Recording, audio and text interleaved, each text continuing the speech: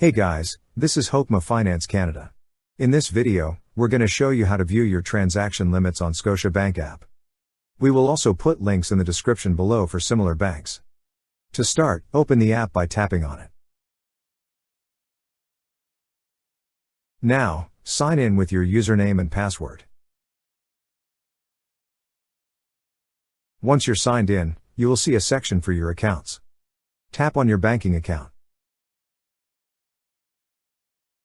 Here, you will see an option for Manage.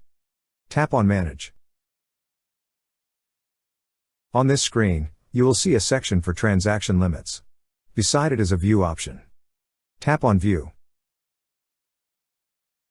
And here you will see your account's transaction limits. That's how you view your transaction limits on Scotia Bank app.